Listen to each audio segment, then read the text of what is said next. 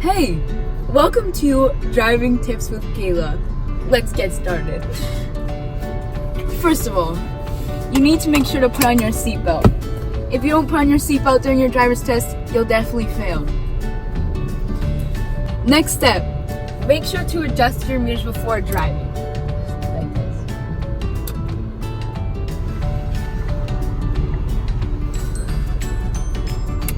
First, begin your driver's test. They're going to ask you a couple of questions. First of all, they're going to ask you to turn your hazards on, which is just this button.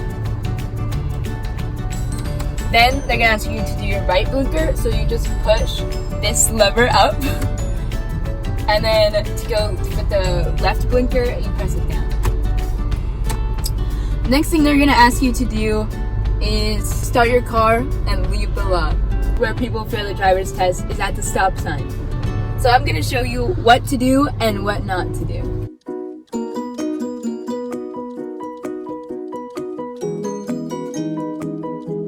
That was an example of what not to do. You do not want to blow right through the stop sign or else you'll fail automatically. Stop at the stop sign, you want to stop for 3 to 5 seconds. Honestly, just stop for 5 to play it safe. But that's the only way that you'll make it through that section. When you stop at the stop sign, make sure to stop before the white line, not above it, or else they'll probably fail you.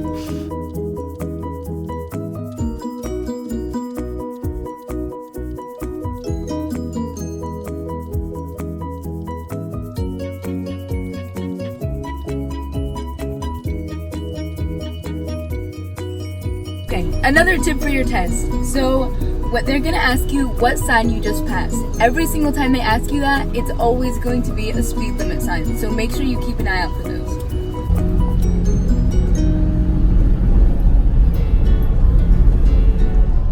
What sign was that? Speed limit 30. Reverse parking is the first part of the test. So if you're not able to do that, you won't even be able to drive on the real road. This is how you reverse park.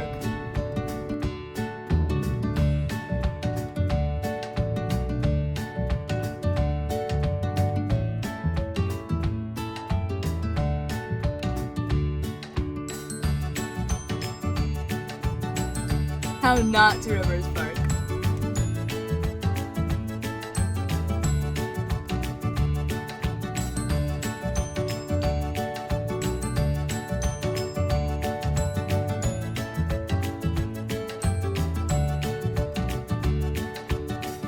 For your test, you definitely want to make sure to practice reverse parking a ton of times, because once you get to the test, because you're under so much pressure and stress, you may not do it as well if you haven't practiced it a ton of times. Also, if you have the time, try to drive the course before you actually take your test. Then you'll be familiar with where all the stop signs are and what all the different signs on the road are.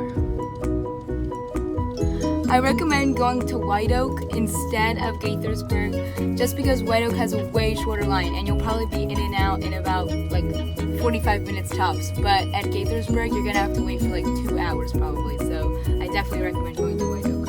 And don't worry, it's totally fine if you don't pass the first time. Tons of people fail the first time and it's not a big deal. You can always just go back and reschedule. Good luck. I'm sure you guys will all do great.